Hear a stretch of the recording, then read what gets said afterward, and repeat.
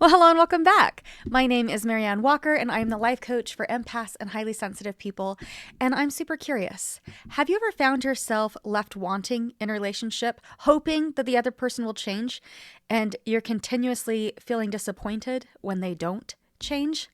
It can be really painful to navigate relationships where we're left wanting, and sometimes it can be confusing as we're thinking through, okay, well, I want to hold on to hope that things can be different and that they can make changes. But sometimes they make changes and sometimes they don't. And some people have zero intention of changing. Now, I was raised in a very religious home where I truly believed that anybody could be changed with enough love. In fact, when I was in grade school, I remember making my hands do the sign for I love you and reflecting that sign of I love you down to hell, thinking, maybe Satan is just misunderstood. Maybe Satan is just not that bad of a guy and he just needs a little bit of love and then he'll change and he won't be so problematic for people. And it is comical to reflect on that now. And also, oh my goodness, I cannot tell you how many times I have reflected on that experience in my work with super kind, loving, and empathetic people that truly do seek to see the best in people. Many of my clients believe that if they just show up a little bit better, then magically their partner, their parent, their friend, their in-laws, the cashier at the store, somehow they will magically change and become exactly as kind and thoughtful and empathetic as they are, and then they can finally have the relationship that they are seeking. And it makes sense that they feel that way, right? The brain loves to look for things that are in our control, which means sometimes it tricks us into thinking we have more control over things than we actually do. Because we think if I can just control the situation, then I can change it. Which is true to an extent. But while we can have influence on other people, we don't actually have the power personally to change them. That has to come from them. My audience is generally so full of hope that other people will change that oftentimes they remain in toxic relationships for longer than other populations. And sometimes they might even find that they're making excuses for the other person's behavior. For example, they might find themselves saying something like, oh, well, they're just really stressed right now. Once they've completed this project, then they'll be able to show up for me in the way that I need. But after that project comes to an end, another project pops up and then another. And as these projects keep popping up, they keep making excuses for the other's inability to show up for them or to reciprocate in relationship. Or maybe when a partner is emotionally abusive, they might tell themselves, well, if I keep showing up well for them, if I keep showing up in love and kindness, if I keep being forgiving, then they will learn through my example and they will start to be kind to me. Right?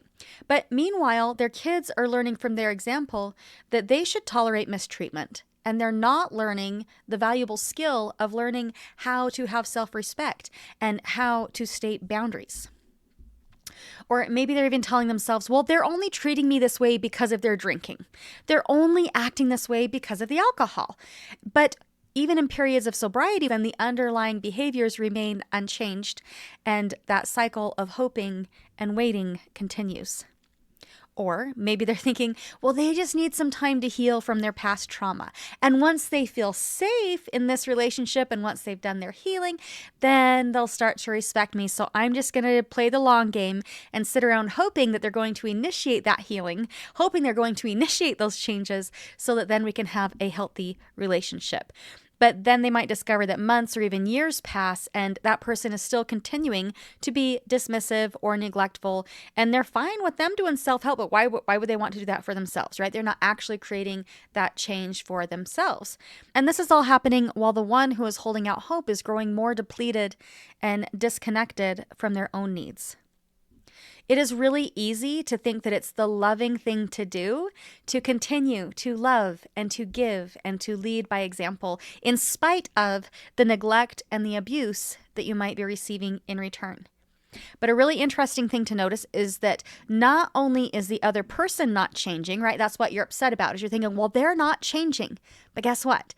Usually the person remaining in a relationship with them, they're not changing either. So they're holding out for hope that the other person will change to fix their experience, but they aren't actually being proactive about creating the change that they need for themselves. Does that make sense? So they aren't actually acknowledging that they are playing the same role in the story that they've always been playing that has created this very scenario. We teach people how to treat us through the behaviors that we are or are not willing to tolerate. And if you want things to change, you need to be really honest with yourself and with them about what it is that you are and are not willing to tolerate. And don't just use your words, but also use your actions to convey what it is that you're willing to tolerate or not tolerate.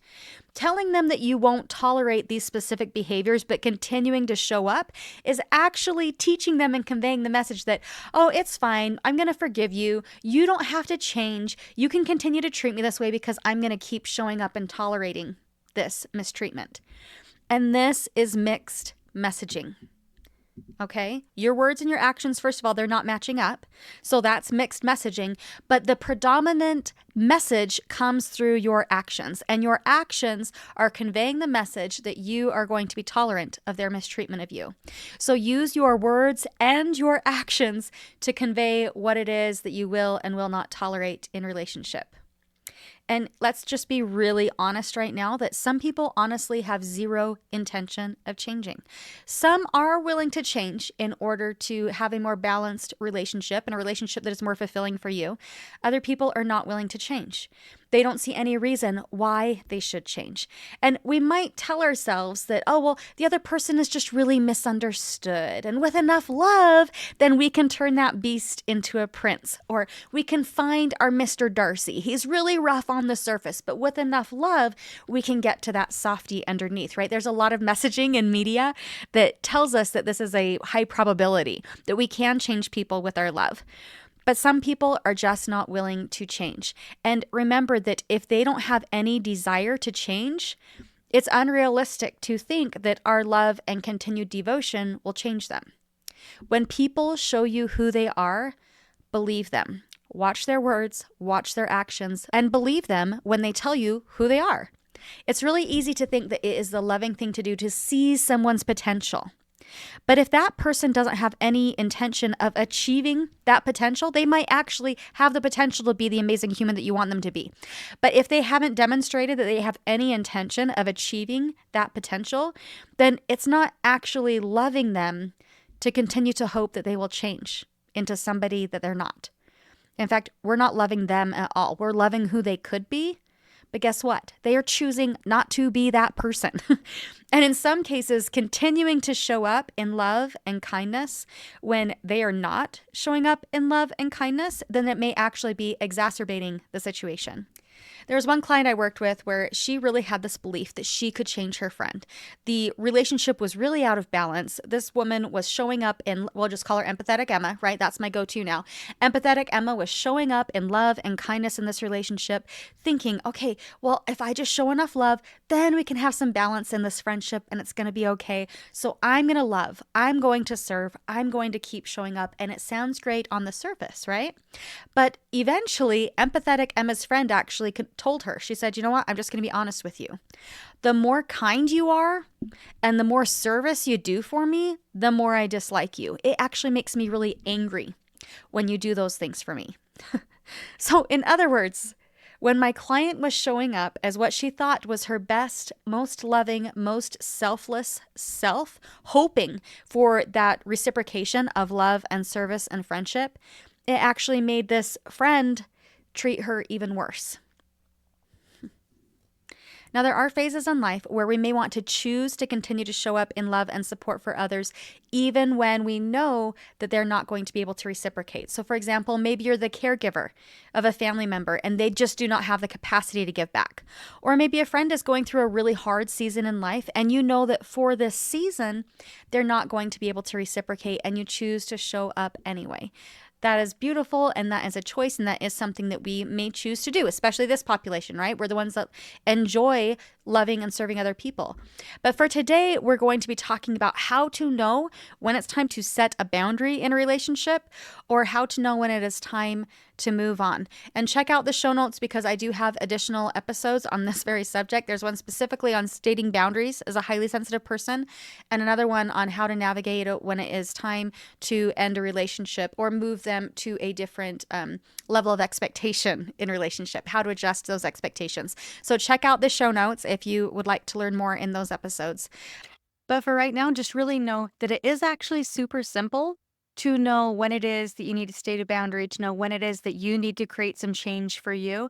In fact, it is so simple, I'm going to put it in 3 simple steps, okay? So, number 1, notice what their words are saying. Number 2, notice what their actions are saying. And number 3, see if their words and actions match up and adapt accordingly. And while this is super duper simple, right? That was 3 simple steps. It sounds great. While it's simple, it's not always easy. So let's kind of see a little bit what this looks like in practice.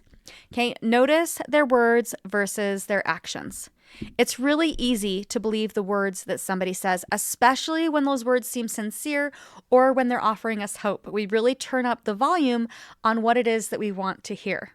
Now, there's this movie, Dumb and Dumber. I don't know if you've seen it or not, but there is this scene in the movie where this guy's going up to the beautiful woman and saying, well, hey, like, what are the chances that somebody like you and somebody like me could get together?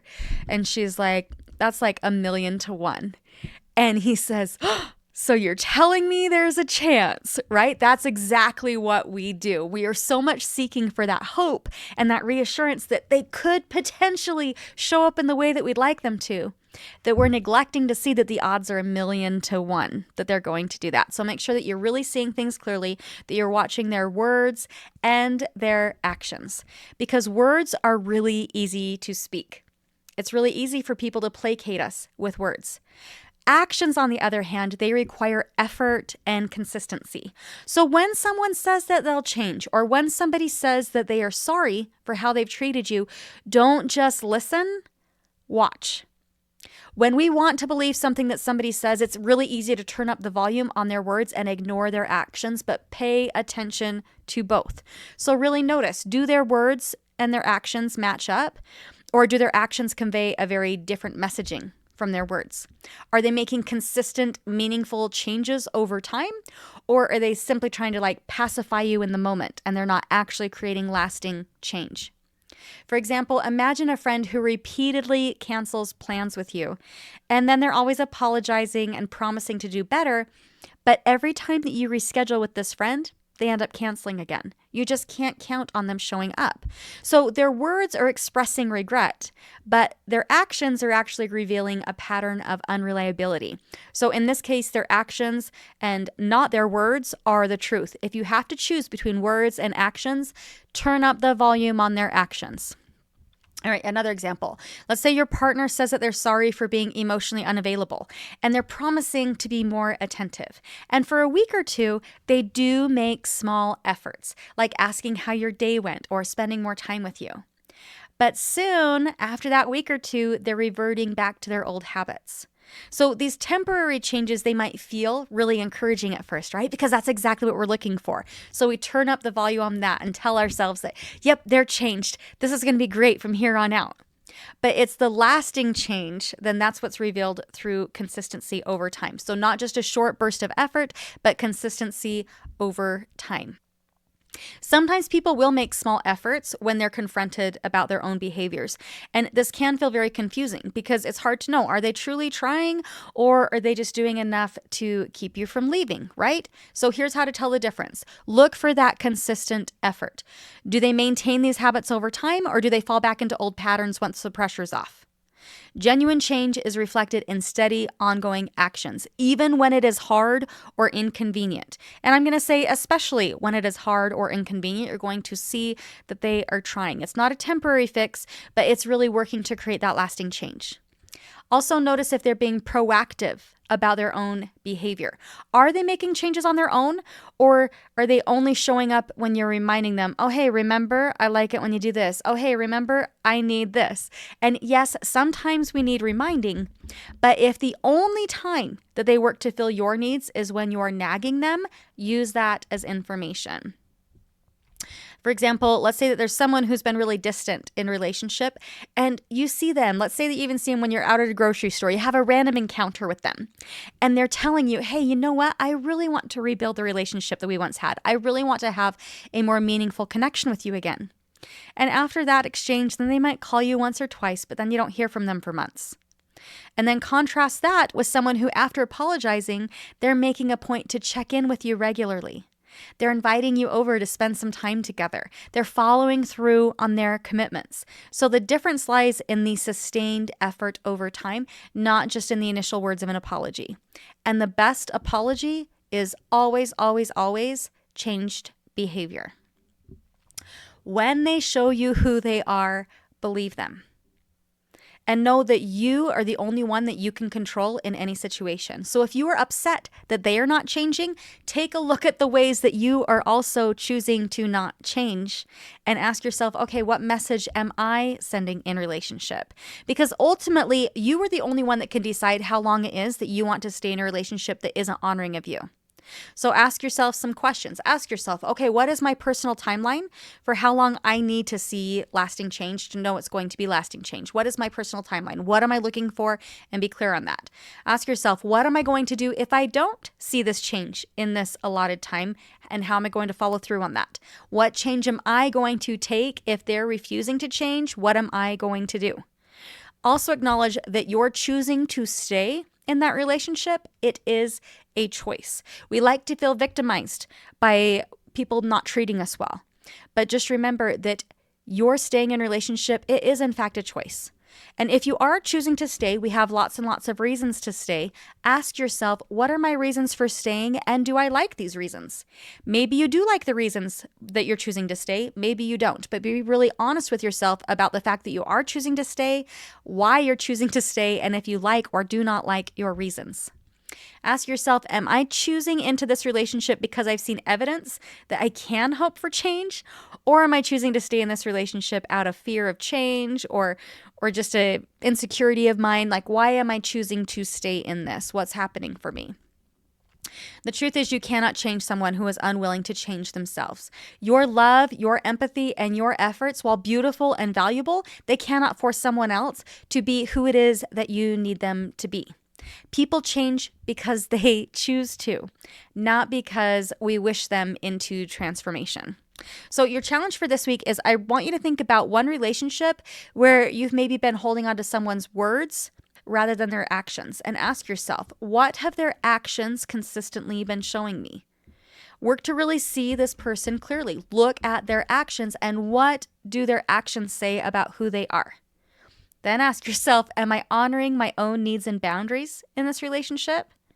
And what choices can I make today to better support my well-being? Do I need to take space in this relationship? Do I need to state a boundary? Do I need to make changes for myself in order to get my own needs met, knowing that they've shown me who they are and that they might not be willing or able to fulfill those needs for me? But get really honest and clear with that. So if, as you've been listening, if you are ready to prioritize your own personal well-being and create healthier, more balanced relationships, come and work with me. Right now, I'm offering 6-week coaching packages designed to help you to navigate these challenges with clarity and confidence while also honoring your best and highest self, honoring your deep sensitivity, honoring your capacity to love and to serve. So I hope that you'll consider gifting yourself 6 weeks of coaching this holiday season to commit to a happier, healthier you and happier, healthier relationships for the new year. You can do this and I can help. And also, if you have enjoyed this episode, then please don't forget to subscribe to the podcast so that you never miss an update. I post every Thursday, and I'm also open to suggestions when it comes to topics. So if there is a situation that you would like for me to address here on the podcast, click the link in the show notes and send me a note, because I am committed to showing up for you and I truly want to help. Even if now is not the greatest time for us to work one-on-one, I still want to be able to help you. But again, if you do want that one-on-one time, there is so much that can be accomplished in 6 weeks, and I would love to work with you. So I hope you have a great week, and let's talk soon. All right, bye now.